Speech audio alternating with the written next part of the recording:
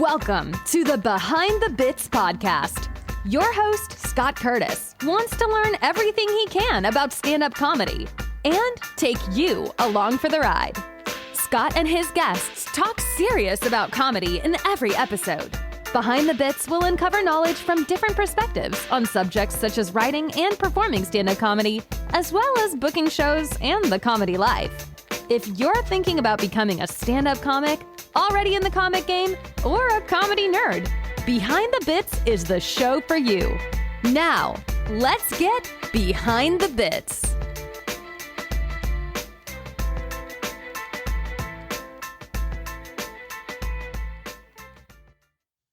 All right, we're back at Behind the Bits podcast. I'm still Scott Curtis, and I've got Krish Mohan with me. How you doing? Hello, I'm doing okay. I'm surviving. This is the best that I think Yeah. we all can. I watched your video on the getting through the stressful stuff, and it's just we're all dealing in different ways. I took a walk with my wife before we started recording, and it was raining a little bit, and we still walked, and it's just what you got to do. Yeah, I'm this week has been a little bit more of a challenge than last week. I think last week, so I got off the road after a month-long tour, came home to basically put out a bunch of fires and reschedule a shit ton of gigs that I ended up losing. So as of now, it's like mid-May is how many gigs I've lost up till. Hopefully it won't go past that. But who knows? Every day is a fun new nightmare to deal with. Yeah. With this thing. But last week I was pretty head set on like creating content pretty consistently and writing a whole lot more, and getting back into shape and exercising.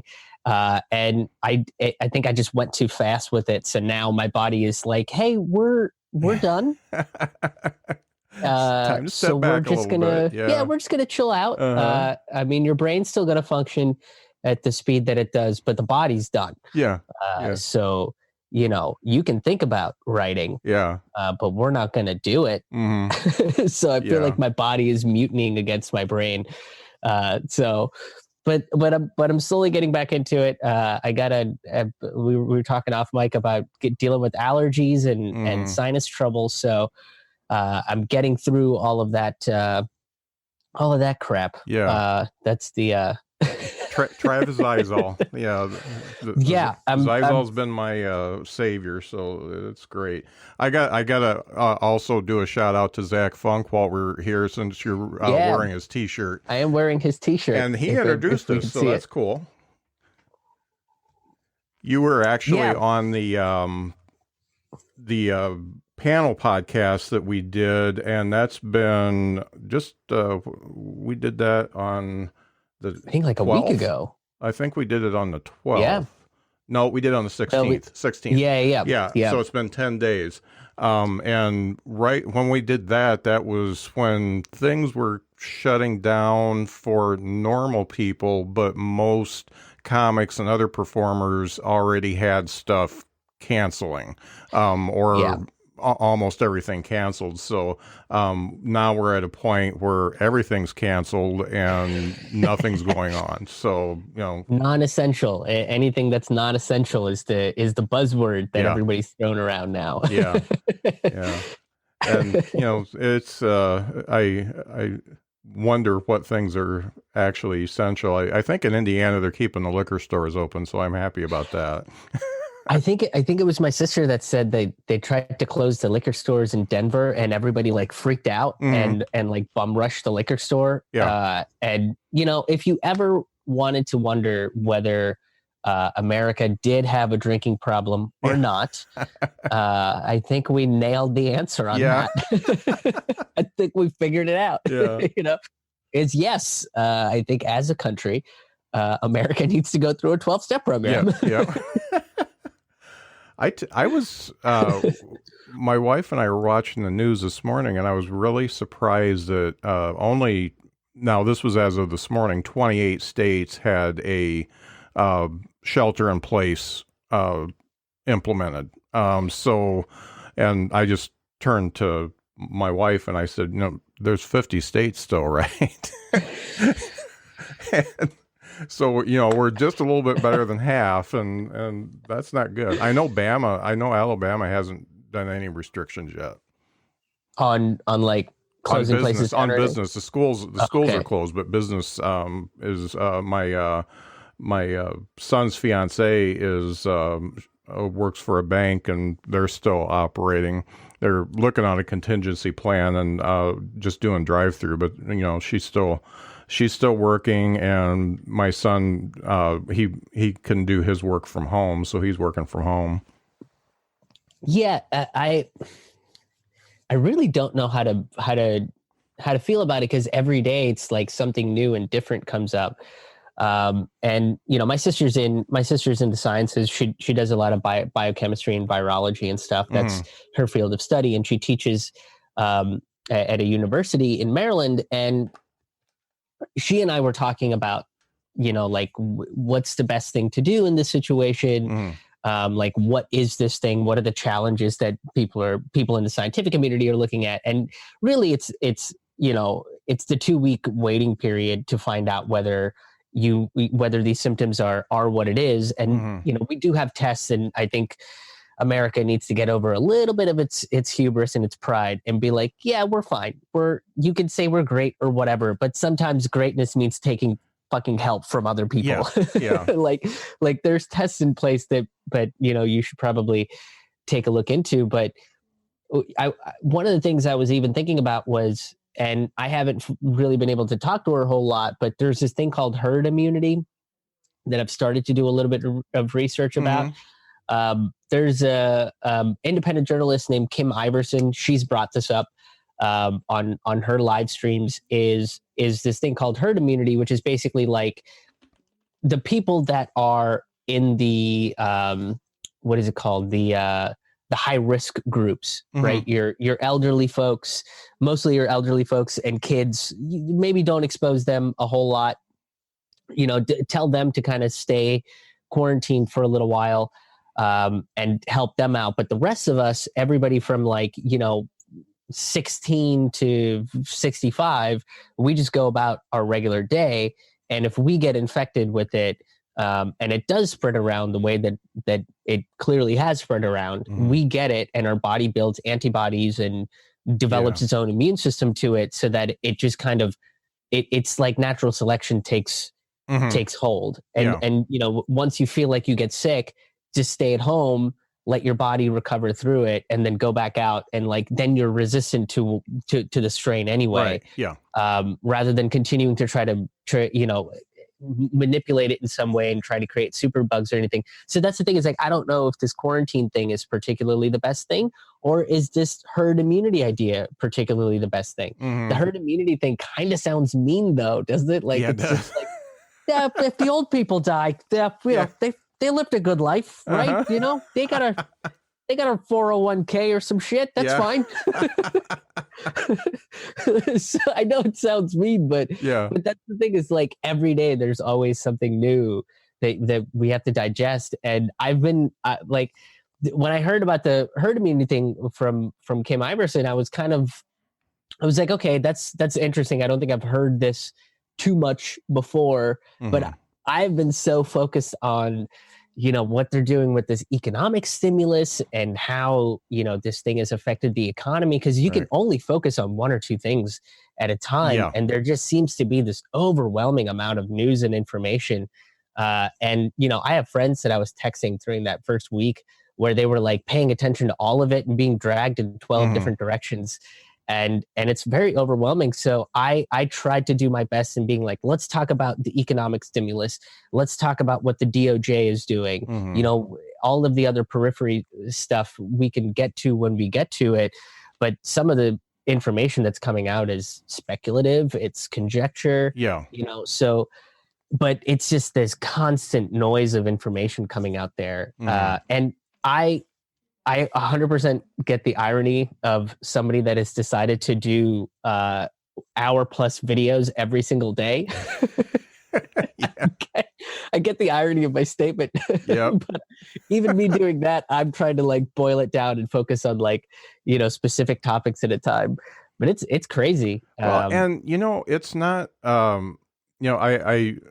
I follow you on, I think, just about everything. And, I just get all these things. That, by the way. Krish got something new. Krish got something new. He put and I think part of it, we're all dealing in different ways. I did an interview with Garrett Ozinga last night, and one of the things I told him was, I just can't write. I can't put myself into a position to write, and I don't know why, because my material is not like current events or anything like that. It's all, life experience and stuff like that. I just don't feel like writing.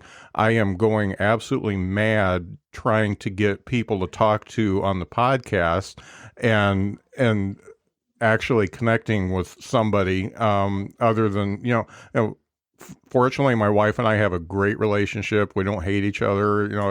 We've been together for 37 years, and nothing's broken there. But I just want to reach out to other people who are, I guess, weird like me, and talk to them. And maybe the writing will come after that. But I just, it's been.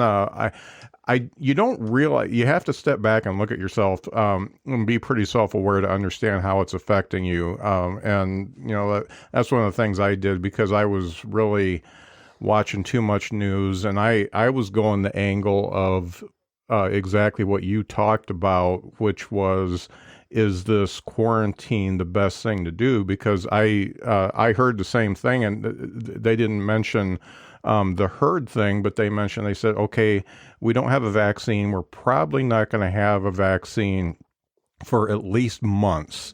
And the only other way you get through this is to get it and build up the immunity. Yep. And so, what do you do? I mean, we're flattening the curve by staying in, but it's still out there. So that means eventually it's going to hit us. And I know we want it to hit at a point where the people who get critically ill can actually have care. So we want to spread it out over a period of months instead of have everybody get sick within, like a 3-week like a couple weeks. You're right. Yeah. Right. But it's just, it's just hard to wrap your head around it. And I just feel for the people, the people in the medical field and everybody who has to be out there, like working in grocery stores and stuff like that. It's crazy. Those are, the frontline people are the ones that like my mom works at Target, and she's 56 and she's pretty healthy. And like I've seen her get sick, but then she'll bounce back in like 2 days. Yeah. She'll be down for the count for like a day and a half. And then, boom, she's back up, and waking up at 4:00 again, doing all the things that she does. Mm-hmm. But it's like every day, she's like, these people are coming in and they're going crazy and they're running, they're buying like $200-$300 worth of just stuff, because they're panicking and freaking out. So I guess if we had like a more reasonable understanding of how to go about a quarantine, like if there was like a standard operating procedure, on like here's how you deal with the quarantine so that everybody can be taken care of. Yeah. Maybe don't storm the grocery stores and push the old lady to grab all of the toilet paper off the shelves. Like, see if the old lady would like some help. Like if we kind of had that, but it's just like when your brain goes into panic mode, it's fight or flight. And sometimes it's both. Yep. And I think the people that hoard toilet paper are doing both, because I got to fight to get that toilet paper off the shelf, and then I got to flight to get home so that I can like bubble wrap my fucking house and just stay in there for 4.5 weeks. Yep. But that's not the way I think we should have dealt with the quarantine. So it might just be the fact that, hey, we need less media scaring people about what this is. Yeah. Say, hey, this thing is, we're not sure what this is, but the best thing to do is hole up for 2 weeks, be reasonable about, about what you're getting. And, you know, we're going to keep grocery stores open, wash your hands. We're going to have Purell stations, and then you attack this on a medical front. Mm-hmm. But none of that was really said. And we still don't really have like a lot of real medical attention being given to this thing. So, you know, like there's no field hospitals being set up yet. Right. And nobody's talking about how we're going to test everybody. So there's that uncertainty that I think is causing a lot of like anxiety and panic and fear in people. And, you know, the only advice that I have, which is advice that I have to remind myself, is to stay present and focused on what's in front of you. Yeah. You know, is what's in front of me now is, you know, doing the videos every day, is keeping in touch with people and doing whatever I can to take care of my physical health, my mental health, and trying my best to just put pen to paper and write or draw. Like I used to draw a whole bunch. So, but it's easier said than done, right. You know? And I think, you know, I think your videos are good because this is going to, and a lot of people are doing this, but it's going to be a historical document at some point where we can go back and say, hey, this is the shit we were in then, you know, 6 years ago or whatever. And if something like that happens again, we've got, you know, history to look back on. This is how we dealt with it. Yeah. Especially in an age where the media moves so quickly. And you're kind of jumping from story to story to story, and you kind of forget. Like you forget what happened last week, where I literally had people, you know, like this economic stimulus that has been the talk over the last couple of weeks. Like the Democrats didn't really have a plan for that.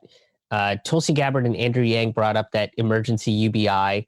Bernie Sanders put up a point-by-point plan, which included $2,000 a month for American citizens. And then Trump came out and was like, we're just going to give direct cash to people. And the Democrats were blocking that. Right. So the Democrats came out and blocked the UBI. So then the Republicans conceded, and then the Democrats were like, but that's not good enough. What you're saying is no longer good enough. And then people were like, see, the Democrats have been on our side. And I was like, wait a minute, but like 3 days ago, they weren't on our side. Yeah. Like, what the fuck are you talking about? But so with the speed of everything, you can go back and say, see, look at this story that, you know, I covered or Ron Placone or Jimmy Dore or whoever it was. They covered the story, which documents the fact that, you know, this is the thing that happened, so that we're not constantly gaslit by our own history, because I think that's the speed at which all this stuff moves. That's kind of the thing that happens is you forget that, last week, this person that's saying the complete opposite and not even acknowledging it, you know, and that's kind of what gaslighters do is they kind of say whatever, you know, they say sorry, I'm like losing the word, hypocritical statements, like oppositional statements, but make no acknowledgement that what they're saying is completely oppositional to what they said like 10 minutes ago. So, you know, that's why you're 100% right. It's documenting what's going on. And to me, the videos are also like, I start with just a check-in of like, hey, this is where my mental state is at today. This is what's going on physically with me today. You know, here's some things that I've been thinking about. But, you know, and then I kind of do that just so people are encouraged to do the same thing. Like if I'm being kind of open and candid about my mental and physical state, that other people will also be open and candid about that, and understanding and compassionate towards each other. So, you know, that's the hope, that's the goal. I'm not sure if I'm achieving that goal or if that's even coming through, but that's the idea behind all that. And it's a good accountability check too for me. Right. And really all it takes is you know, helping one person out. It doesn't necessarily have to be masses. And you know, if somebody else says, hey, that's a good idea. I'm going to go with that, and I feel better than that. I guess for me, that's good enough. And yeah, me too. I look at it the same way. If one person listens to what I'm saying and said, "Hey, you're going through this anxiety thing," me too. And it's good to see somebody kind of have a plan. It helped me figure out a plan for myself, and vice versa. I've definitely seen, other people come up. I had a friend of mine text me yesterday about doing kind of I guess like a comedy, a concept for a comedy album with 4 comics specifically about the quarantine. And I don't know the full specifics of it yet, but I was like, this is a fucking great idea. And just him kind of talking about it, kind of got me excited to say, okay, cool. Like, let's figure out what I need to do to take care of myself physically so I can get to a point where I'm writing, about this experience or whatever it is, just so I can be a little bit more creative. And it's other people kind of taking the initiative gets me excited. Just like when other people are excited, I get excited. I would love for somebody to take the initiative and bring me along with them, because I don't know if I've got that right now. It's so funny. Your mom's 56. I turned 56 in a couple months. So, no shit. Yeah. That's hilarious. Yeah.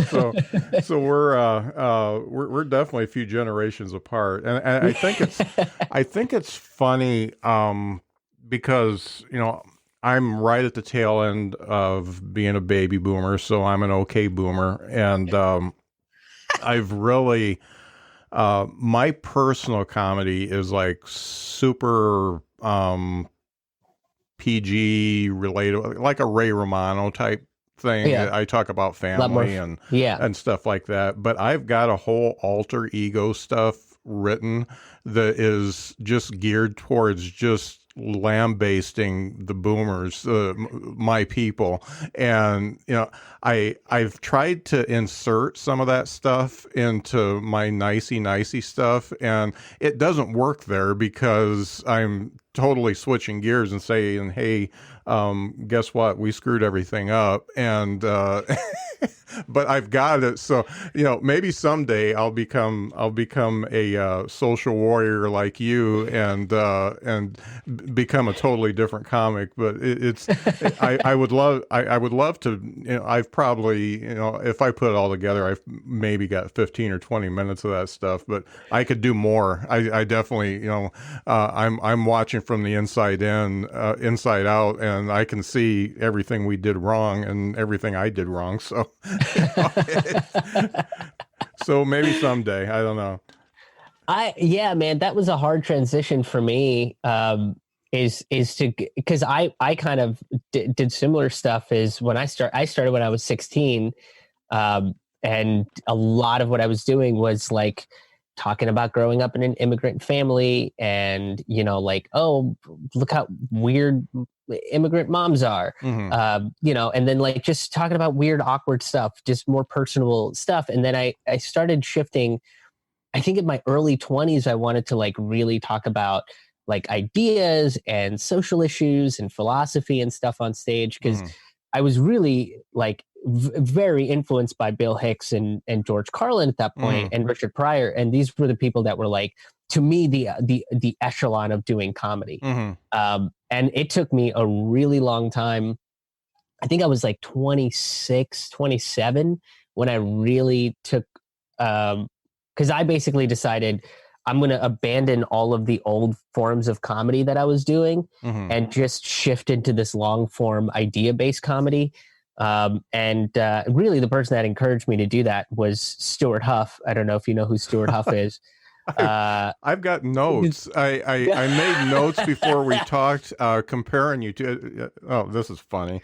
I talked a lot about Stu when I talked to Garrett yesterday too. It's funny. Stuart's going to be really? on every freaking podcast I do. But yeah, he's a legend, man. Yeah.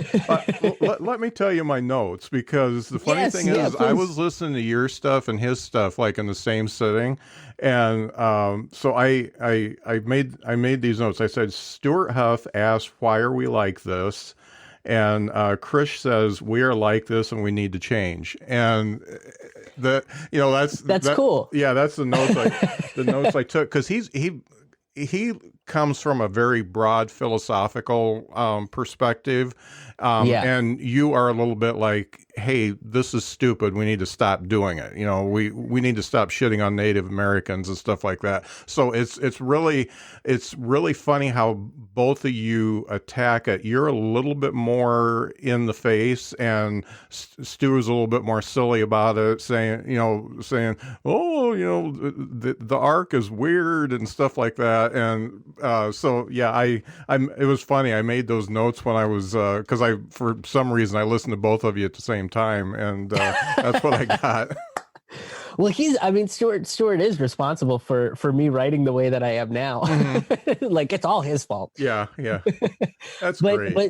But that was the thing, is I remember talking to him on the phone, because we used to talk on the phone a bunch at like 2:30 in the morning. And basically what he told me was, look, you can either start writing like this now, 6 months from now, 6 years from now, but this is where you're going. So you can either get there or you can wait. It's up to you. Regardless of what you do, that's the way that you decide to proceed in your comedy career. But he was super encouraging, and you're right. I think at first the way that I was writing was, why are we like this? Similar to how Stuart approaches it, because I think Stuart's mindset is very similar to Carlin's mindset. Carlin's mindset was, here's the way we behave, but why? Right? And he kind of just left it there, where Stuart is trying to answer that question. And for me, I am too. I'm trying to find out, what is the cause of this? But let's not just leave it at the question and point out how silly our behavior is, but let's point out something that we can do that's different than what we're doing, that's better than what we're doing. And maybe I'm wrong, I don't know, but let's give something different a shot, because what we're doing now doesn't seem to be working. So I think if it wasn't for touring with Stuart as much as I did a couple years ago, Lee Camp, that's another guy that I was still open for on the road. If it wasn't for these guys, like, I don't think I would be thinking the way that I am. Right. or encouraged to continue down that line of thought. Because when I was in college, I actually had a professor that asked very similar questions in terms of graphic design. So it's sort of like every creative pursuit has, to me anyway, the correlation that I drew is all creative pursuit, the core of it is critical thinking, asking the right questions. And figuring out how you can find those answers. So that's funny. Is that's a really great way to put it. The funny thing is, I was going to say, hey, do you know who Stuart Huff is? And it's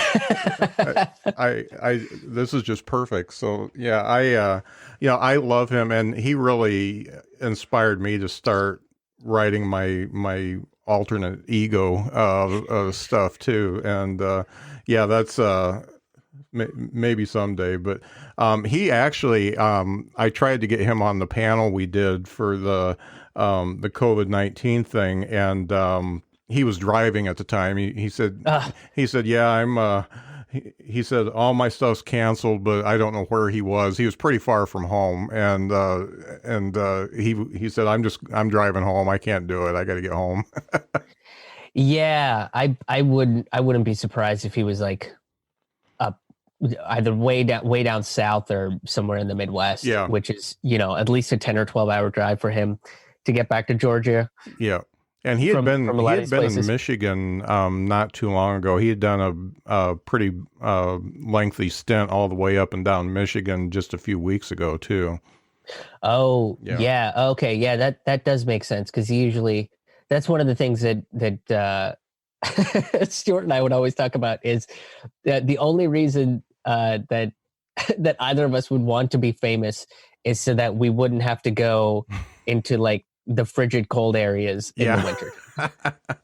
Like, I could come and do Minneapolis like in July, and I could still sell tickets. Yeah. That would be.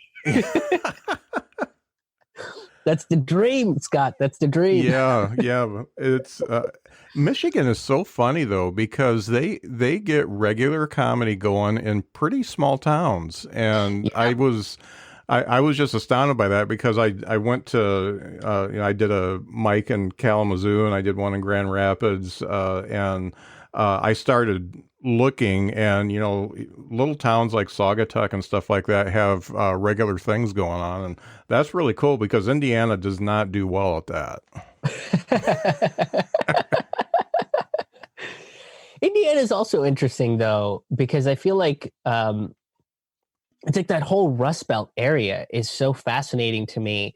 Like over the last couple of years, I've had a significant like rise in the amount of conservatives that come see my show. Mm-hmm. And then they'll be the ones that come and have want to stand by the bar and have a couple drinks and like really talk about some stuff. Yeah.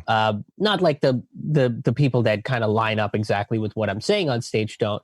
But it's interesting to see the conservatives come in and still laugh at it. Mm-hmm. And then come up and say, well, I never thought about it that way. Yeah.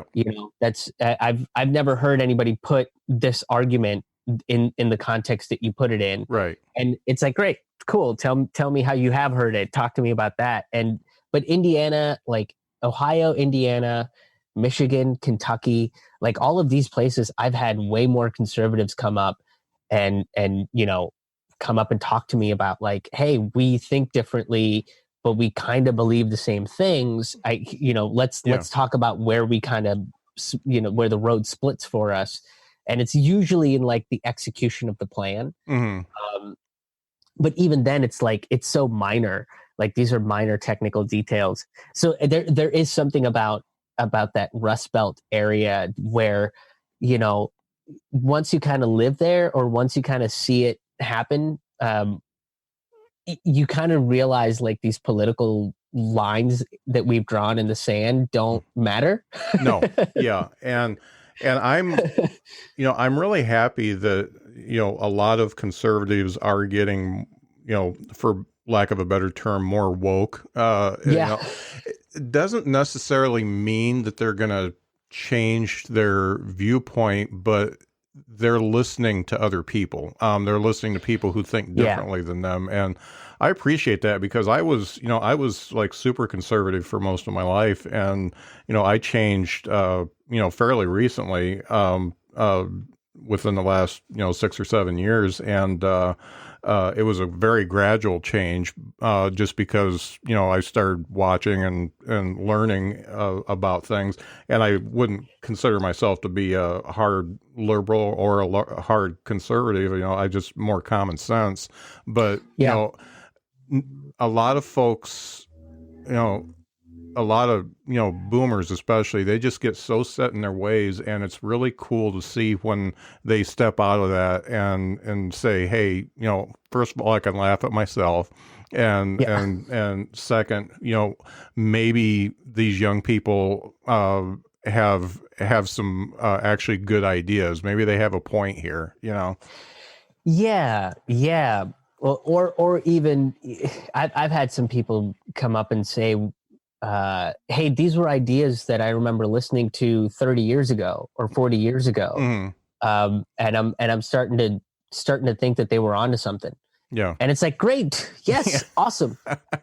Perfect. Like, I'm so glad that you said that, because that's my point too. Mm-hmm. Yeah. like we've been talking about this for 40, 50 years. Yeah. Don't you think like we should make that happen now? And they're like, well, yeah, I guess. Yeah. And it's very, very entertaining when that sort of stuff happens. When it's like all the pieces start, being put into place, and you can see the whole puzzle, rather than just you being like, no, this corner's what I want. Mm-hmm. I think I'm just this corner's everything to me. Yeah. It's like, yeah, but there's so much. There's like 3/4 of the puzzle left. Yeah. It's like, nope. I like this corner though. It's a lot of blue in this corner. Yeah. I like that. Well, I never, I was born and raised in Indiana, and I had no idea, how culturally deprived Indiana is until, I started traveling, and, the kids moved and stuff like that. And I'm like, holy cow, had, I had no idea. I mean, we are just white bread, American potato eating people. That's just, and it's, South Bend kind of, it's kind of I guess a spot that isn't quite so red. And it's got a little bit more going on for it, for being a small city. But, when I traveled around, different places in the country, I'm like, holy cow, there's a lot of different people around here and a lot of different ideas. And it's not really getting to us so much.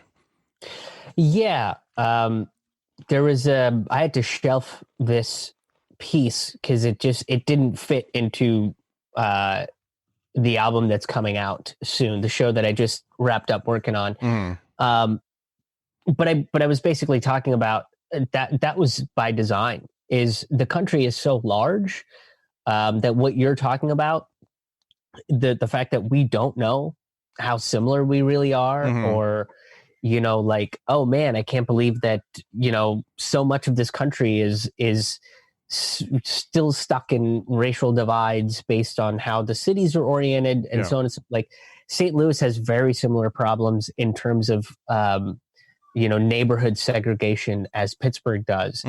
Pittsburgh has similar water problems that Flint does. So but like, how do you know, right? How do you know what's going on in these little cities and these little communities?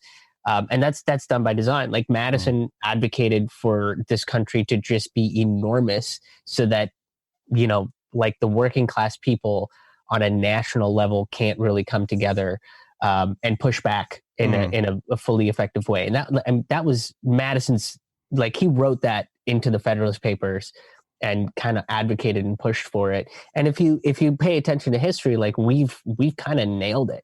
Like the Louisiana Purchase, westward expansion, the constant wars with the natives and Mexico and everything. Like we co-opted so much of this land that people in San Francisco are so out of touch with people with Boise, Idaho, and now we have this battle of like, oh, it's coastal elites versus the flyover states versus the Rust Belt states. And it's like, no, we all kind of go through the same struggles. Yeah. We all kind of, when you really boil it all down, like most of us are just trying to take care of our family and our communities and each other. And again, what we're arguing about is these small semantics. Yeah. But I decided to shelve that bit because it wasn't as funny as I could have probably gotten it. And I felt like I didn't have time, and it was also deviating away from a lot of the other stuff that I was kind of talking about in the show. So, but that's good because now, I have I have some kind of, foundation to build something around. Right. That I have been doing for a few months, that I can go back and listen to these sets, and then, extract what I need to extract from it, and then perform it on stage when we're allowed to see the outdoors again. Yeah. So that kind of segues into, I'm very interested in your writing because it's obvious that you're very socially conscious, and you have a lot to work with when you are socially conscious. You've got a lot of premises that you work on. But I've listened to a lot of your stuff, and first of all, you have a way of making it funny.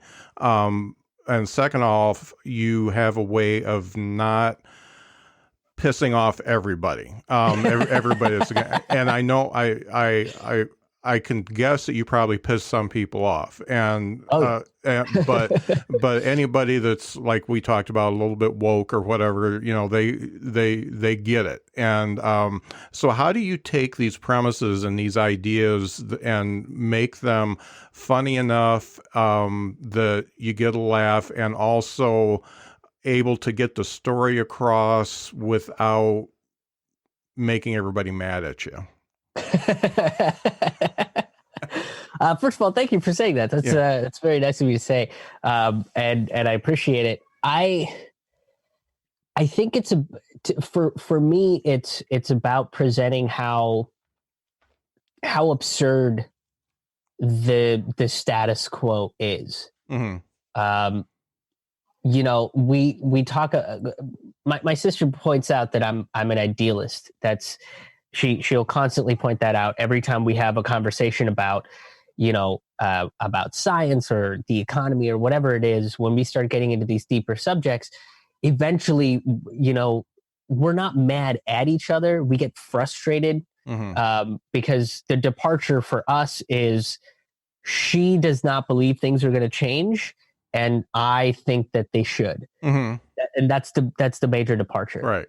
So because of I think I take a more idealistic view of the world, that my core belief is that deep down inside, I would say at least 90% of us are genuinely good people that want to help each other. It's just a system that we've created around us doesn't value or encourage that kind of like generosity and kindness. Right.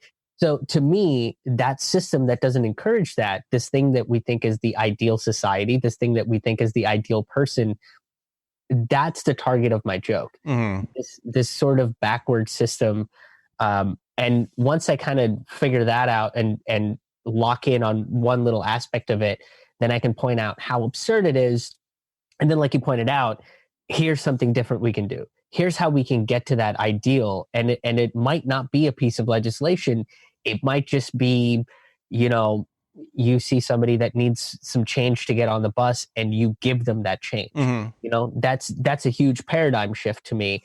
But that's the part that I don't think is particularly funny. Everything before that can be, mm-hmm. Because everything before that is about a system, not about a person. And I try very, very hard not to go after specific people, right? Unless they're like in a extreme position of power. Like, mm-hmm. I don't have any Trump jokes. Yeah. I've never really had any Trump jokes. I look at Trump as a symptom of a much larger disease, and I'd rather go after the disease, yeah. Right? That's the antithetical system that we're all a part of. Mm-hmm. So like the album I'm going to put out probably in the next few months is, I do have a whole chunk about Jeff Bezos, but that's because that guy's a sociopath. So, mm-hmm. And I think that's the 10% that don't, it's hard, because I think that 10% of people don't value generosity, genuinely don't value generosity or kindness or compassion. They're looking for greed and profit. And so they become like these mascots of this backward system. Right. So making fun of Jeff Bezos is just making fun of a mascot of this larger system, in my opinion. Mm-hmm. So that's why it's like, there are exceptions to my rule of where I don't make fun of people, but I have a story on Empathy on Sale about Uncle Marv, who's my ex-wife's uncle. And I don't hate the guy, but by no means do we have the same values. Probably not. We don't have the same beliefs. We're not going to vote for the same person. Mm-hmm. But deep down inside, I think he's a good person, and he's trying to understand. So that whole story is about him trying to understand, something that he doesn't, mm-hmm. and doing it in his own way. And because he's doing it in his own way, that's where the humor is, mm-hmm. because it doesn't correlate with the way that you and I would try to understand. Right. It's this over the top way of coming out and being like, I'll tell him this super racist joke. Yeah. And then we'll be on the same, he'll get it. And, but it's that you can't deny that he tried, and he's going to learn, he's going to get better at it. And that's the whole point of that story. Right. But I'm not trying to make fun of Uncle Marv. I'm not trying to make him the punchline of the joke, but rather I don't think there is a victim to that joke, in my opinion. I think where the humor comes in is it's like the comedy of errors kind of thing. Yeah, and I think it's more of a state of mind than a person. And it's the way it's people just glomming on to the parts of their culture that they feel most comfortable with, I think, sometimes. Yeah, I 100% agree. And, the easiest thing for him to grab onto was a stereotype he knows. And what are stereotypes if not hyperbolization of an entire, ethnicity or race or something? Sometimes it's positive, sometimes it's not. So, at the end of that story, when he clearly said something super anti-immigrant to me, an immigrant that's, been in this country legally for a long time, him realizing his mistake and wanting to rectify it, kind of offer me an olive branch, that it's a comedy of errors, because that olive branch might not look like an olive branch to me. Yeah. And but what I recognized in that moment was, but boy, he really tried though. And if I don't accept whatever that olive branch, it might just be one olive. It might not even be a branch. It might just be one pickled olive. Right? If I don't take that, well, he doesn't learn anything. Right. And we're not moving forward. And I'm not trying to understand him, and he stops trying to understand me. And this is for all intents and purposes, that was part of my family, and I can't, I'm not one of those people that's like, oh, you think different. You're my uncle and you think differently than me. Well, I shun you forever. So I saw no value or purpose in that. So even then, I think that's the mentality that might even be the target of the joke. Yeah. To me, the way I wrote that story and kind of took these deviations, to kind of make certain points throughout the bit. Really, it's a comedy of errors, because it's a group of people that don't understand what I think everyone expects them to understand as American citizens. So there's that aspect of it. There's the aspect of Uncle Marv offering this olive branch in a very strange way. But more than that, I think the target of the joke is, why would you not want to be friends with your family? Yeah. In some way, shape, or form. Why would you deny that because of a vote, or because of well, they have a different belief about religion than you do, or whatever? Why would you not want to try to learn more about that? Because these are people that are important to you, that help raise you. So that backwards mentality kind of becomes the target of that joke. Yeah. Per se. Yeah. You are so full of empathy, man. Empathy for Sale is a good name for that record. I listened to that bit, by the way, and it's it's funny. It's so hard to carry around that empathy sometimes, because you're like, I am so mad at you. Are you okay? You're mad and you're worried at the same time, and it's that's the type of stuff that makes ulcers. Oh man, I won't deny that it's not frustrating, because like I was talking to my sister the other day, and I was just kind of like, we were both bitching about a bunch of stuff, because that's like, we'll talk for like 3 hours, and like the first hour is just both of us just endlessly bitching to each other. Yeah. But we were talking about staying with my parents and like dealing with them as adults in a closed, confined space. And as I was bitching about it, I was like, well, she's having a rough time too. This is like really hard for her too. Like, I understand, like, she had high hopes for this marriage too. Like, I get it, like, so, but it's super frustrating, because it's at a certain point, like, you are still like, I can't believe this person like I just needed I needed somebody to listen to me and to what I was saying. Yeah. And this person just made it all about themselves.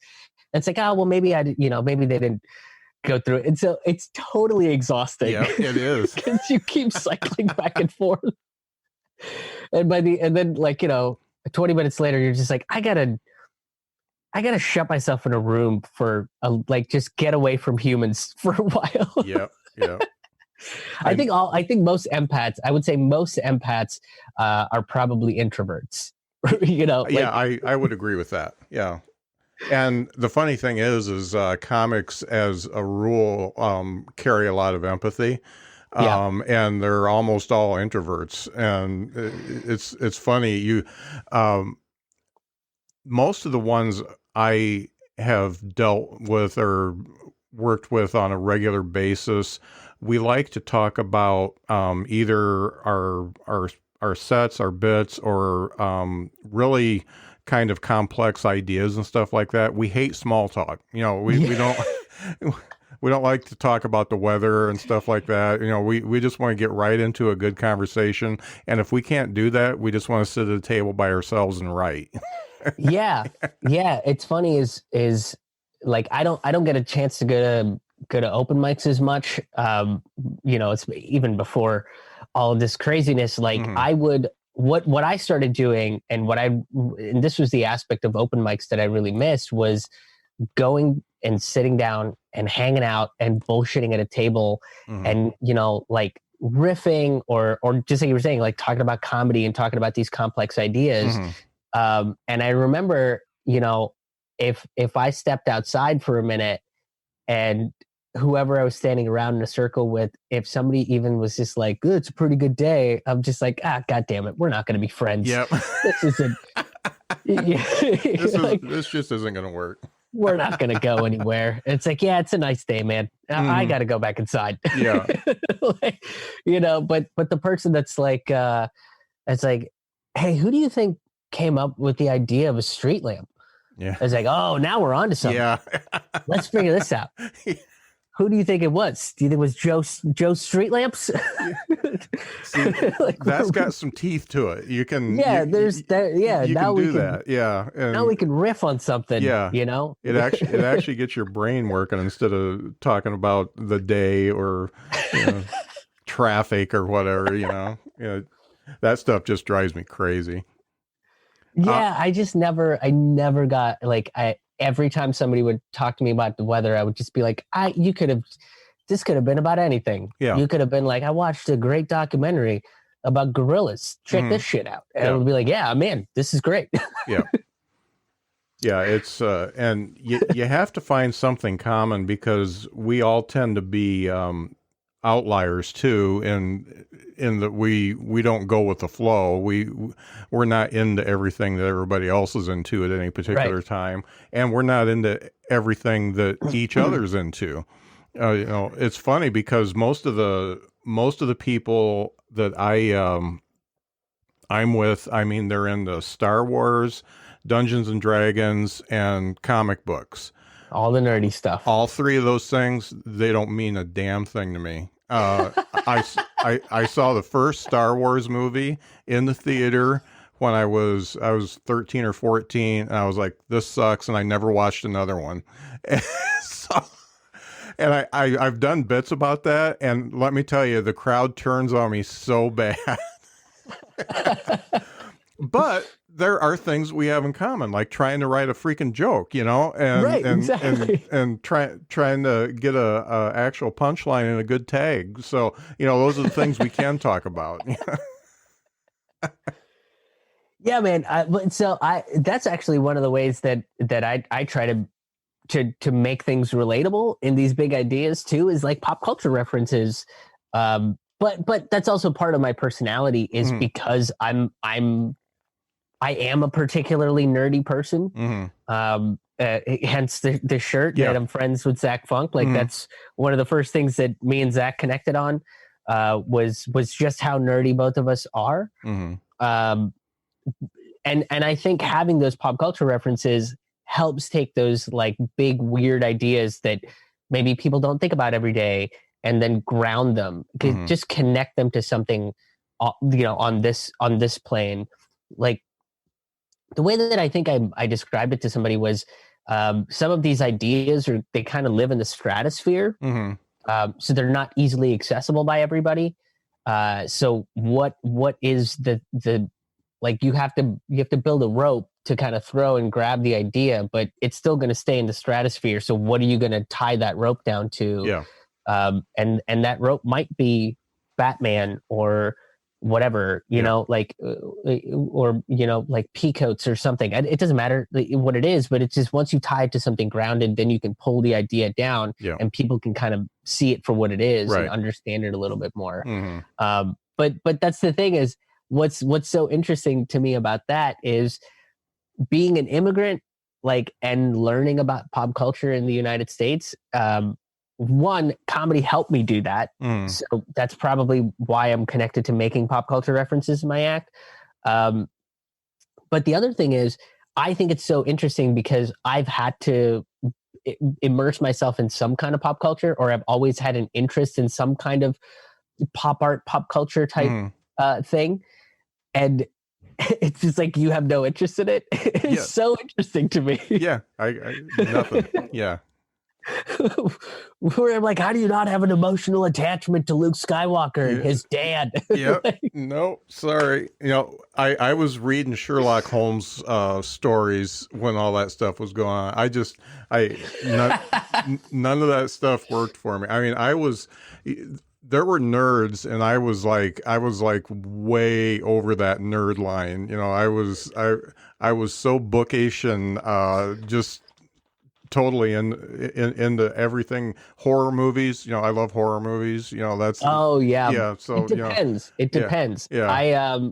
A friend of mine who does a movie podcast, and super funny cat. His name's Vincent Tidiano. He does a movie review podcast. So we were talking about it because all the movies are getting delayed now. So he was talking to me about A Quiet Place. And I was like, oh yeah, I'm not huge on horror movies. I like the more campier, goofier horror movies, the Sam Raimi horror movies, stuff like that. I think the last real scary movie I saw was a film called Life. Have you seen that movie? No. Oh, dude, it's crazy. It's a sci-fi horror movie, which I think is part of the reason why I gripped onto it as hard as I did. Like, Jake Gyllenhaal's in it, Ryan Reynolds is in it. Like, it's a great cast. But I was like, yeah, it's like, that's the last movie that's like genuinely terrified me as an adult. Yeah. And he was like, no, you should watch A Quiet Place then. Yeah. Because it's super creepy. And I guess they made Quiet Place 2 that was supposed to come out recently. So he was like, I'm going to watch that. And I was like, oh man, I would have loved to just sit down and have a beer and fucking watch this scary movie with you. Yeah. Quiet Place. I was surprised because I didn't have high hopes going into it, but it was really good. It was very understated. It wasn't one of those things where big monsters and stuff like that all the time. It was more about the feelings and the family unit and stuff like that. So it was pretty cool. Yeah, that's the real kind of. To me, that's the way that you really evoke fear. Is in most of these horror movies, like, I don't want to see the monster. Yeah. Like, just evoke that sense of fear and then let my brain fill in the blanks. Yeah. Because that's the exciting part. And I think that's why we go to watch horror movies is because they kind of like engages our brain in this very interesting way. Same thing with comedy. I think it engages our brain in a different critical thinking aspect. Because every time I watch these, like, even when I was watching Life, which it's on like a space station above Earth and stuff, it's like, I'm not a fucking astronaut, but like, what if I was? How would I deal with this situation? What would I do in Ryan Reynolds' part? Yeah. Would I have the courage to do what they did? And it kind of makes you answer all these questions, and all of that like comes out of fear. Maybe that's the positive side of fear. Yeah. Is once you evoke fear, you kind of learn how to how to fight back against it. I don't know. Maybe that's what it is. Yeah. Why people like being scared. Now, I don't want to forget to talk about this because I already made the analogy between you and Stuart, but there's a lot of different types of comedian out there, and you are definitely not like a bam bam bam laughs per minute type guy. You don't do set up punch. Right. Maybe you started that way. How do you feel like you've got a set that is put together that says everything you want to say and still has enough laughs for you to still be considered comedy? Because no, I know exactly what you mean. Yeah, because you're different. You're not one of the even Stuart. I think has more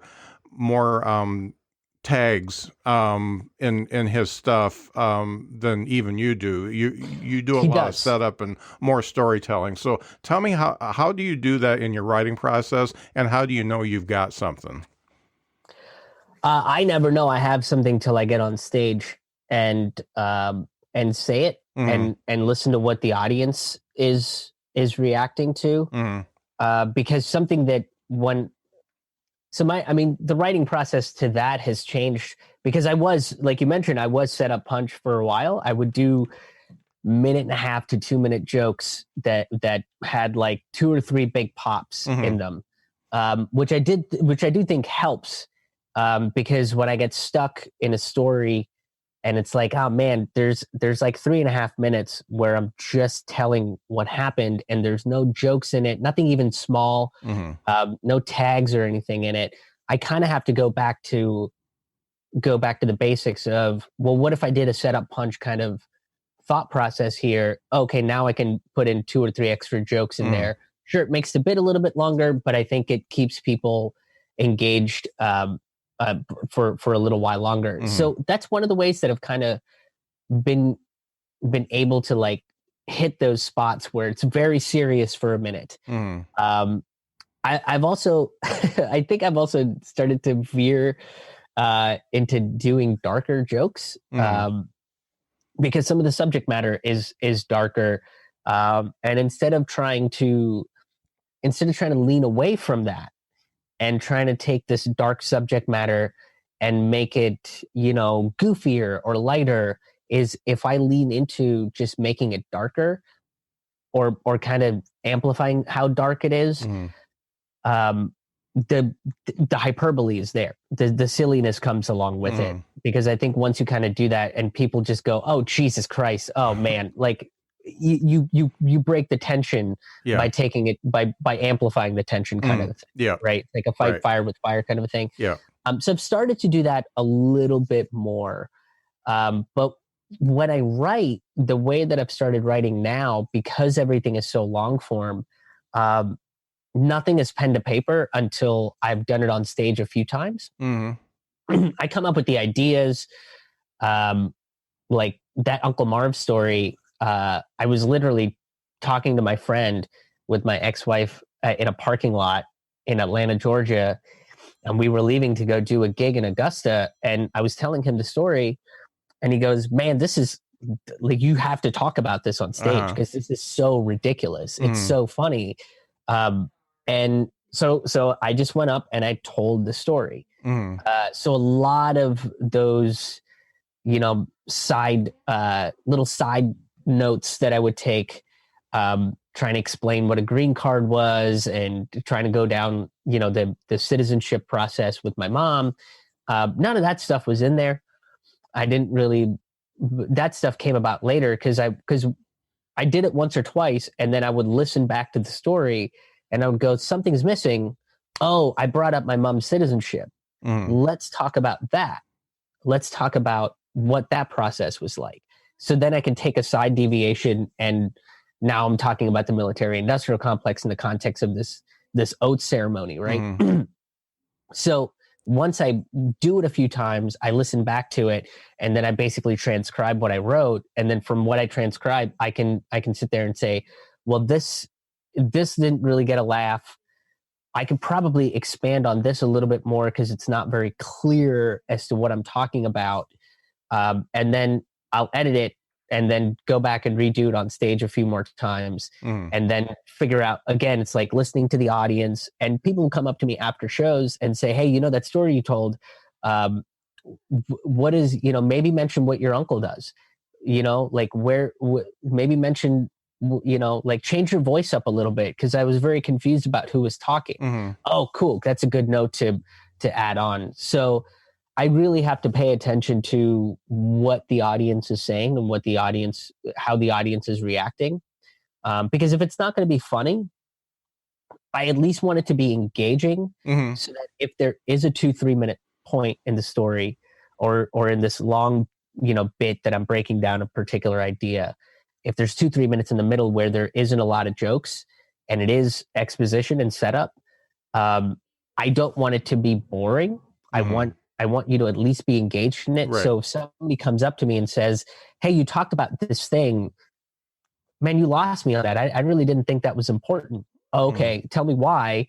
And let me see if I can either make that interesting or if I just cut it, period.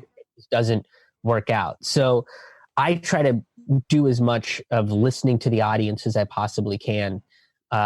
So, and part of that is like when I'm on stage, I'm in like it's so weird. And I feel like comedians understand this a lot more than like regular people do. Like when I say this to regular people, they're like, okay, so you're kind of like crazy. Okay, yeah. That's cool. Is my brain works on these different levels when I'm on stage, because I'm staying present with what's going on with what this material is. And then I got to focus on what's coming up next. But I got to also focus on what they're reacting to and take notes on that. So if I need to change it, I can change it. And then if they react strangely and I deviate, I can add that layer, but know how to come back to this second layer. So I know where I'm headed to and work my way out of it. So it's this multi-layer way that my brain, it's like this quad core processor system in your head. And like when I've talked to comics, they're like, yeah, I know exactly what you're saying. Yeah. That's pretty much what I explain it as juggling chainsaws, because you got all this stuff going at the same time, and if you drop one of them, you're going to lose your foot, and the audience is going to turn on you at the same time. So, exactly. What I'm hearing from you, so one of the things that kind of blows me away, you have to have an enormous amount of confidence to go out on stage and do a bit before you've even written it down. I mean, I have no confidence at all. Okay, well, that's. It's very risky. I think you're right. You do need to be confident in. I think I'm confident that I know what the ideas are that I'm talking about. And if I trust myself and I trust the audience to come along with me for the ride, I will find something, or really we will find something together that'll work and that'll make sense more than, if I wrote it down, because I used to do that. I used to have everything written down word for word. But, I grew out of that because one, I was writing, much longer bits.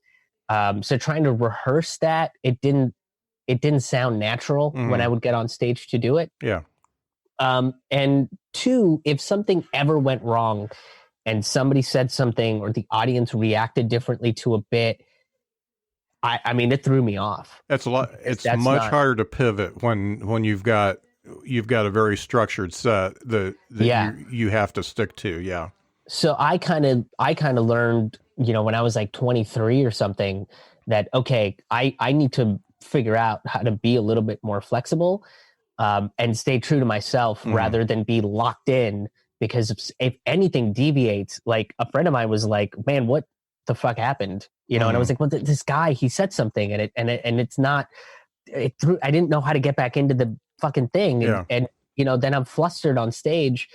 And so a friend of mine and I had this conversation. He was just like, yeah, you got to learn how to deal with hecklers, man. Yeah. You got, or you got to learn how to ignore them. Yeah. And like power over them. So I learned that if I come to the stage with an idea and I talk about it, and pay attention to the audience, like mutually we will figure out how to make this work. Yeah. But I am a very insecure human being. Oh. Maybe you're more secure than you think. The other thing is you don't let your ego rule over your material. When you get feedback like that, you do decide, the hardest thing to do is to kill a joke that you love. And if it's not funny, it's not funny. I mean, if it doesn't work, then it doesn't work. And if you can't at least engage the people with it, and I've got a few of them that I just was in love with, but fortunately I started really late and I've been in business for a long time, so I know if you keep doing stuff that doesn't work, then you go bankrupt and you go broke really quick. So I've always done like the three set rule, where if it doesn't work within 3 sets and with the changes up, then I put it back in the vault, and then I might come back to it later and rewrite it and do something different with it. But jokes are never dead to me, but sometimes you got to take them out for a while. Yeah, I was very stubborn about that when I was a lot younger. Mm-hmm. I think in my early 20s, I was very stubborn about it. I had a bunch of material about a relationship that I was in that was like super specific to the relationship. And it was very funny to me and my girlfriend at the time because it was super specific to our relationship, but nobody else thought it was funny. Yeah. Nobody else thought it was funny. I mean, this was like 6 or 7 minutes of comedy that I wrote that people were just like, okay, that's cute, I guess. Yeah. And I went and I kept trying it and I would keep changing it. And, again, a friend of mine pulled me aside, was just like, dude, what's happening? Yeah. Like, you can't, all this sounds like, the first timer that does a bunch of inside jokes for their friends. And I was like, oh, but it's cute and funny, right? And they're like, sure, but I get it. You're in love. Yeah. Nobody else gives a shit. Yeah. But that was a hard thing because it was so personally connected to me and this relationship. Like, it was really hard to just be like, okay, I gotta let this go. Like, these are just not gonna work in a more general context where I'm in front of strangers trying to talk about these super specific things that happened in this relationship. And it's also probably not suited to my personality. I'm not doing a great job of delivering this material. It was the same thing with one-liners. I tried to do that for a while. Not a long, like 2 weeks. I tried to do like a bunch of one-liners that just bombed all the time. I think it might just be that I'm semi-comfortable with failure. Like, if I go on stage with something new and I'm like, well, let's see what this idea brings out in people, and it just fucking bombs. I'm like, all right, cool. Yeah. Maybe I'm not ready to talk about this yet.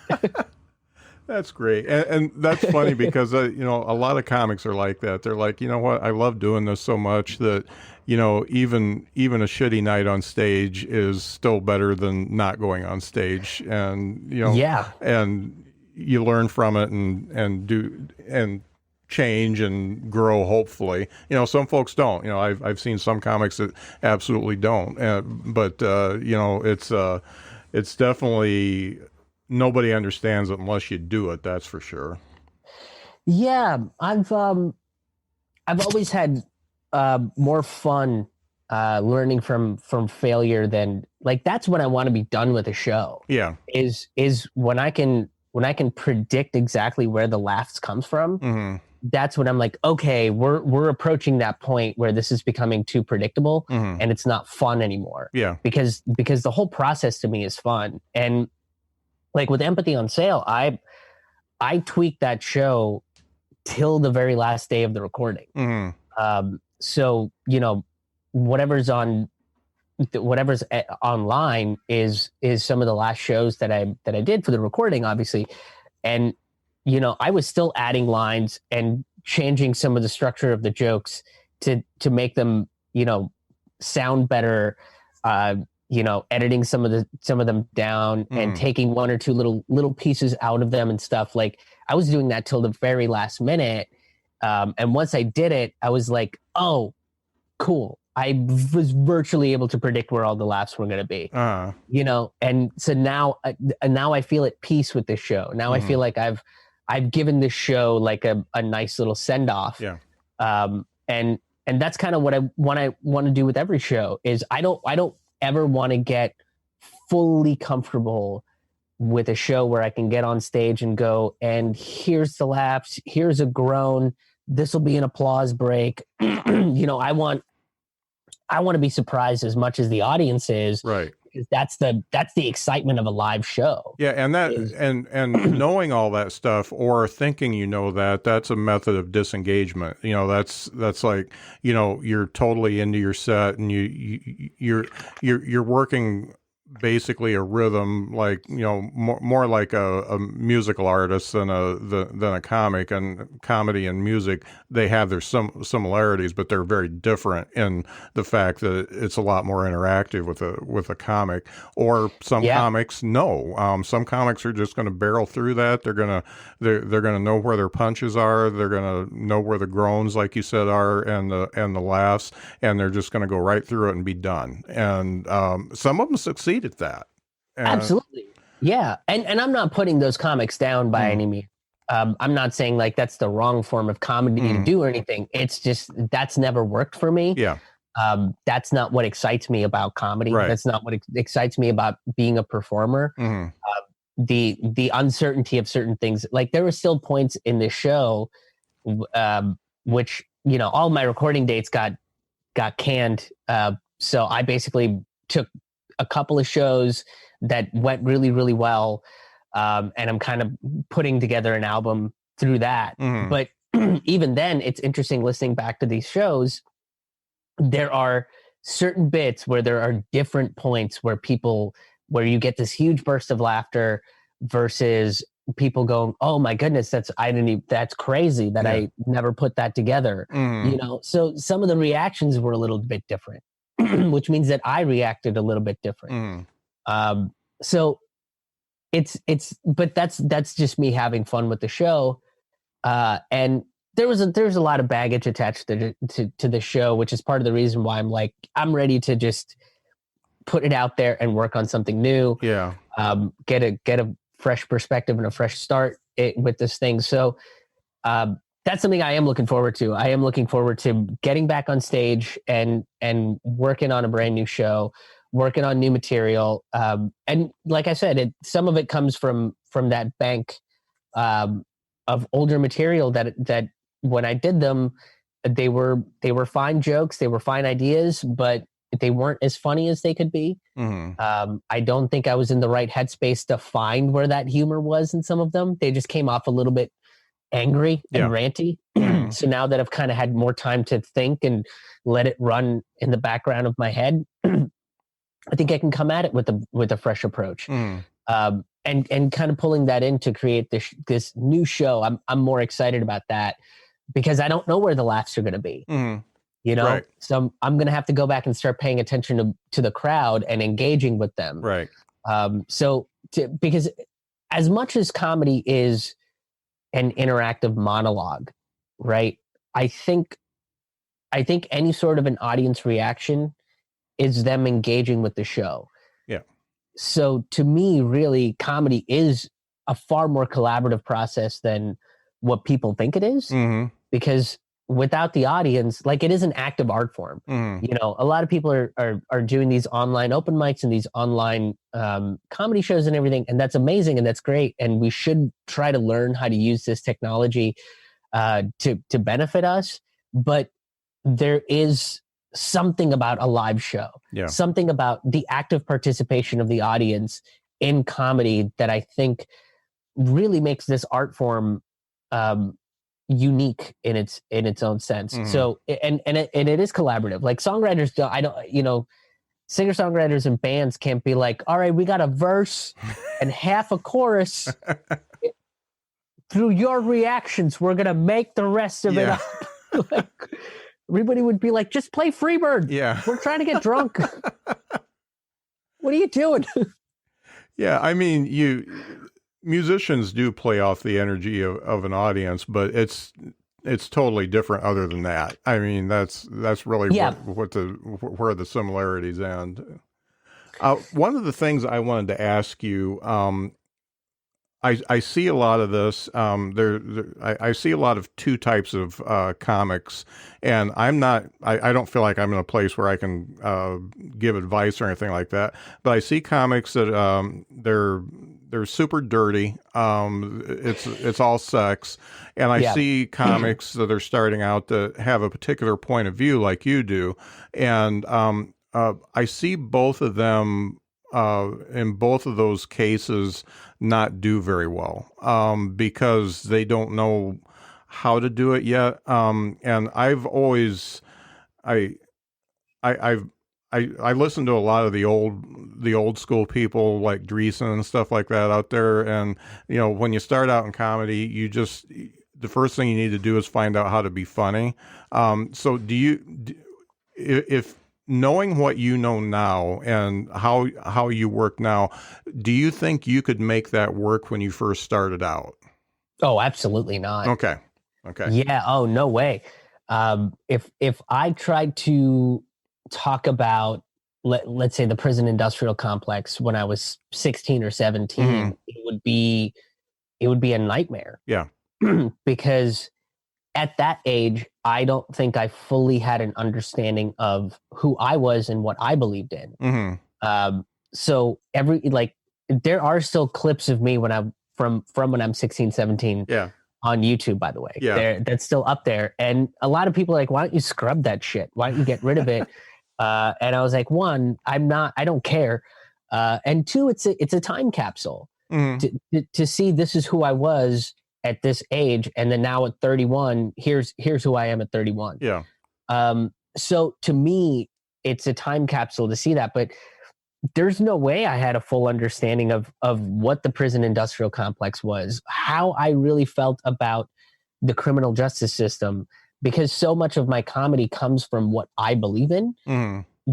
Having a fragment of a belief system, because I mean, 16 to 21 was me trying to figure all that stuff out. Right. When I was like 18 was when I first wrote my first joke about religion. And even that, it was sort of this strange, incomplete joke about religion, because I didn't have a deeper understanding of what it meant to be religious, or what it really meant to be an atheist. Like, I think at 18, I was just angry. Yeah. So it was just like, I'm just going to be angry at God forever. That's what this material is. Yeah. But I didn't fully know how to present some of this stuff.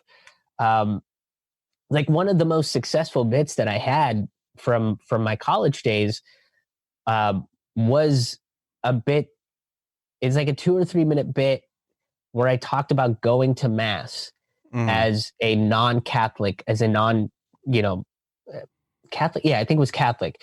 And what that experience was like, as like witnessing that as an outsider. Yeah. And the reason why it was successful is because that's what I presented it as. I presented it as, I'm coming to you from an atheist, former Hindu, attending a Catholic service, having no idea what the fuck is going to happen. Yeah.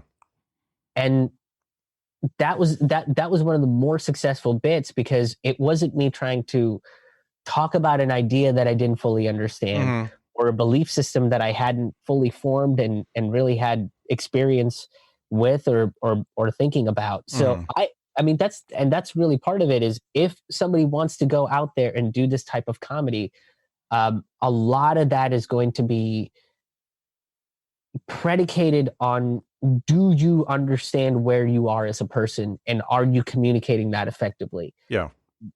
Because because that's where the perspective is going to come from, right. And that's how you're going to get people on your side. Yeah, I think it's a longer road. It is.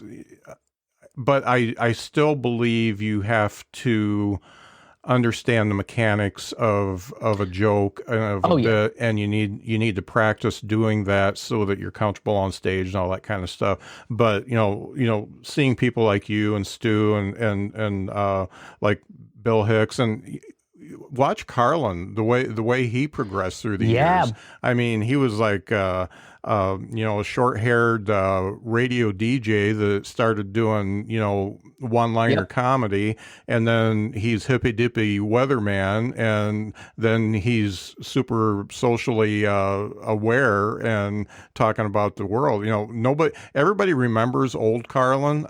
Very few people remember the young Carlin, and it was totally different. And it's so funny you brought that up, because I did this a couple different times. Once by myself. I think I was driving from Chicago back to Pittsburgh, which is like a 7.5, 8 hour drive. And I got through 1 or 2 podcasts, and I was like, I have all these Carlin albums. Let me go back and listen to them. So I started with something in the 60s, went to the 70s, the 80s, the 90s, and eventually got to what was it? Life is Worth Losing. That's like my favorite special. It's the one where he spends a good chunk of the beginning of the show talking about the different ways human beings kill themselves. Yeah. It's like 46 minutes or something like that. Yeah. But what was interesting to me is he has a bit that he does in the 60s or 70s about how he would improve sports to make it more interesting. Yeah. And the mechanics that he uses, the way that he talks about the sports themselves and then how he would improve them, he takes the mechanics and the frameworks of that. And then in 2001, he has a bit about capital punishment. And it's the same mechanics, right? So even someone like Carlin was going back and saying, well, I want to talk about putting bankers in a guillotine. Yeah. But that's not particularly hilarious. Yeah.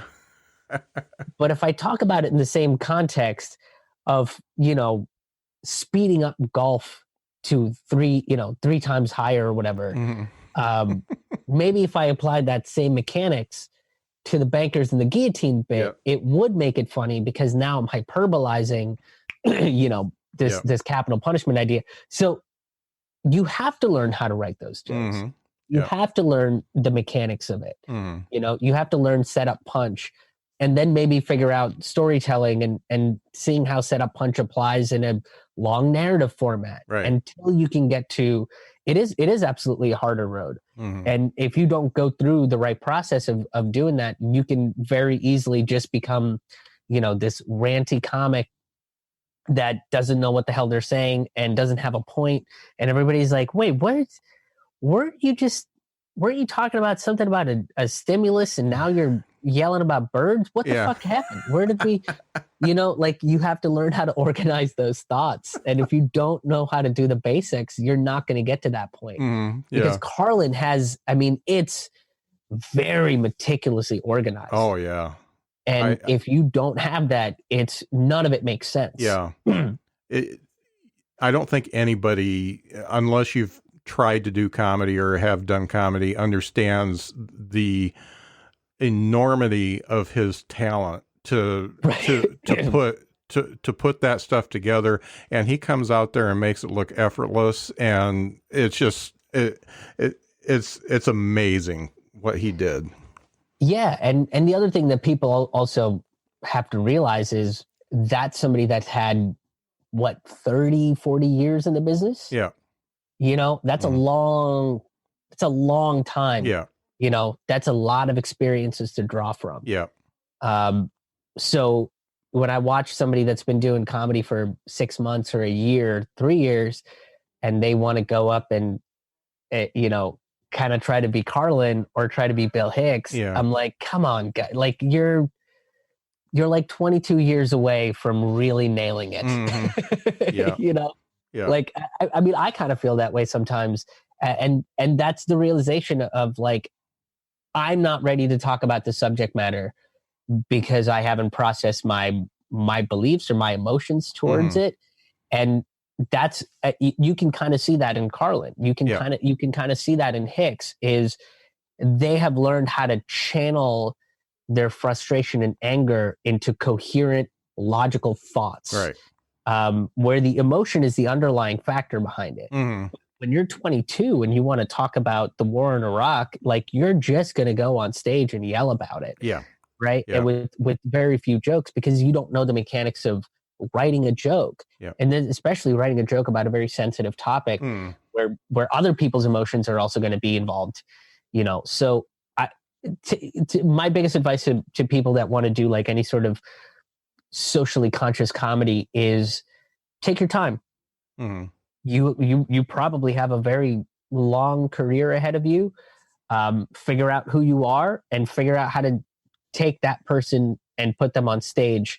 And, you know, who I am on stage is who I am in real life. Yeah. So figure out how to do that. Right. And just be deliberately funny about it. Right. That's the challenge. Yeah, it's stupid and cliche, but it's really living in the moment. You know, what can you make funny now? Don't think about what you want to be in 5 years or 10 years or whatever. Think about what you can make funny now, and just remember that you know where you want to be, but it's going to take some steps to get there. Oh yeah. I mean, there are subjects that I have come back to, and I would write it and go, wait, didn't I talk about this before? And then I would go back and be like, oh yeah, I talked about this 3 years ago or 4 years ago. The core belief hasn't changed, but you know, I've built on where that core belief comes from. And that's what the bit is about now. So, you know, even if you go back and listen to some stuff that I was doing about religion in 2016 and listen to the stuff that I'm doing about religion in 2020, there's probably going to be some similarities in the idea, but you are going to see an evolution and a growth of the idea. You're going to see it coming from a different perspective, because I don't think I don't think I'm as angry or resentful of, you know, specifically religion at age 31 that I was at age 26. Right. You know, so I kind of have a different perspective, because that's 5 years worth of experiences talking to people, meeting with, you know, very religious people, finding out that my friends are very religious and being like, you've listened to my comedy for 10 years. What the fuck? You know, like, so, and figuring out what it is about what I'm saying they connect with. And so you're going to have a vast amount of experiences, and touching on those similar ideas is not a bad thing. And like you said, live in the moment. You know, your moment now might not be the same moment that it was 3 years ago. Right. So that's okay that you're talking about the same topics. You know, like one of the issues that I haven't talked about on stage as much in quite some time is the issue of guns. And I was talking about it with a buddy of mine, and he was like, how come you haven't written anything new? And I was like, because I don't think I have anything new to say. Yeah. Like whatever this 9-minute bit about guns, and really what it boils down to is, why are we killing each other? Right? Like how do we change the scope of society so we don't have to feel like we have to murder each other all the time? That's sort of the angle of the bit. I have nothing new to add to that. Yeah. Like my belief has not changed beyond it. My belief in other topics has. I could probably extrapolate one or two ideas and build from that. But right now, I don't think I could articulate anything more interesting than that. Right. And that's again, you kind of have to realize who you are and what you're saying. Because I can go on stage and rant about guns, but you know, if it's not me saying anything clearer and different than what I've already said before, then okay, then let's wait. You know, let's take the time till we figure out where my ideas are going to go. Yeah. You know, or if there's a different angle I want to approach with it. Right. If you forced yourself, it would come because you're either restating what you already felt, or you're just going through the motions of trying to put something new together that you don't really believe. Exactly. Yeah. And I've done that on stage, where I've gotten on stage and thought, well, I got to talk about this topic. Mm-hmm. And it never, I might get one or two lines, one or two jokes that fit into other things, mm-hmm. but it's never a full idea. Yeah. You know, because like I said, it's forcing it. Right. And it sounds disingenuous, and it doesn't sound organic. Right. And so to me, unless I had something interesting to say about something, I'm not, but that's living in the moment. Yeah. Right. Like, I'm not going to talk about something that I don't feel like is something I need to talk about right now. Yeah. And what's great about our business is, if I don't talk about it, that's fine. There's like 37 other comics that are going to talk about it. That's just what I was going to say. You know, we've got plenty of them out there that are talking about guns or any other subject. So, you know, go search them out. You know, talk about the stuff that's really relevant to you right now. Exactly. Yeah. Be who you are. Yeah. One of the things I try to ask everybody, what 3 things do you feel that you know now that you wish you would have known when you started? Oh, wow. That's a big question. That's the only structured part of this whole podcast. So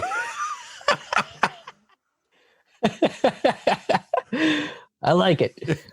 I think the first one is, don't be afraid to fail. mm-hmm. That's because failure doesn't mean that it's over. Failure is just a lesson. Mm-hmm. And when I was 16, I definitely did not have that mindset. Is like, even when I'm doing these daily videos, I'll do them, and then, you know, at the end of them, I'll be like, that one wasn't great. You know, I didn't feel particularly great about that one. And then it's like, that's fine. You know, like, think about it. Think about what you could have done differently and improve it for tomorrow, and you'll be fine. Mm-hmm. You know, rather than getting stuck on the fact that today's video wasn't as good as it could have been, you know, or 2 days ago, man, that was a banger. That, you know, that one got so many likes, and there's mm-hmm. so many people commenting. So, you know, I think being okay with that is one. If you see me looking down, I've started taking notes on all my podcasts now. So I devoted a book to taking notes to everybody I talk to. So that's smart. These 3 things, that's the one I write down for everybody. So that's what I'm doing. That's very smart. Yeah, that's very smart. The other thing I would say is flexibility, like to just be flexible mm-hmm. and not be so rigid, because we're dealing with a pretty flexible world around us. Mm-hmm. And the flexibility is, and maybe this is the third thing, is that flexibility is exciting.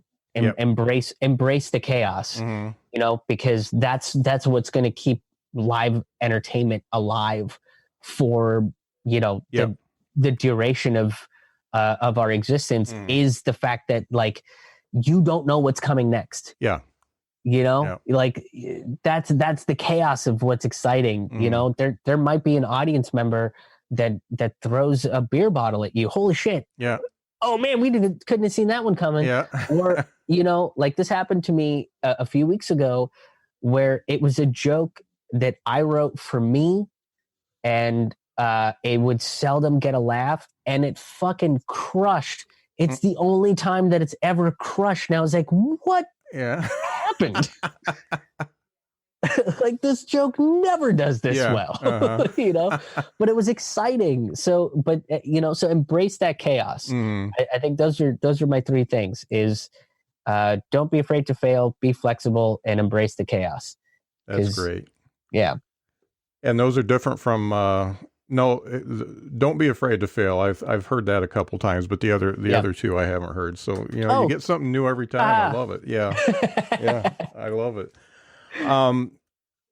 So Krish, when people want to get a hold of you or find out what you're doing, what's the best way? What's all your social media outlets and your website and all that kind of stuff? Yeah. The easiest way to find all of my videos and my albums, and hopefully the eventual tour dates, will be on my website, which is ramannoodlescomedy.com. That's RAMAN noodlescomedy.com. And you can follow me on pretty much all of the social media stuff at Krish Mohan Haha. It's KRISHMOHANHAHA. Okay. So that's my Twitter, my Facebook, and Instagram, and I'm on minds.com, and which is a weird alternative social media thing that I need to get back on. Yeah. But yeah, so I'm on a bunch of different things. Great. Did you do the artwork on your website? I did some of it. Okay. I do a lot of design stuff and draw a whole bunch. And sometimes I'm like, well, this seems fun. I'll add that to the. Yeah, I like it. I also like. Man. I also like the heavy music that you play too. Oh, cool. Yeah, I'm an old metalhead, and I don't listen to as much metal as I used to. But when I hear heavy music, I always get into it. So yeah. The band that I'm using as my intro music is a band called Old Game. Mm-hmm. Pittsburgh. They are phenomenal. They're amazing. And they're super, super sweet people too. And I will say that's one of the things that I am missing with this quarantine is going out and hanging out and listening to live music. Yeah. So same here. My wife and I, there was a meme that kind of was the epitome of us. We're the older couple at all the punk concerts sitting in the back. Yeah. That's what I'm getting to that level too, man. Yeah. I had to write that band name down so I didn't forget it. But yeah, that's Old Game. Yes, yeah. They are fantastic. Yeah, highly recommend them. Well, Krish, I tell you, I appreciate the time you spent with me, and it's been fun getting to know you. This is the second time we've talked. First time was in a group, but I really enjoy learning and just finding different perspectives and stuff like that. And I'm really glad Zach sent you to me, because this was great. I'd like to check in with you after this is all over, and see how we come out of it. So stay in touch. Absolutely. Yeah, and hopefully I'll be in Michigan and Indiana, and I think in the fall right now is tentatively where that's going to be scheduled. So cool. I will definitely let you know, and hopefully we'll get to hang out and talk more about comedy and weird big ideas. Off as insincere.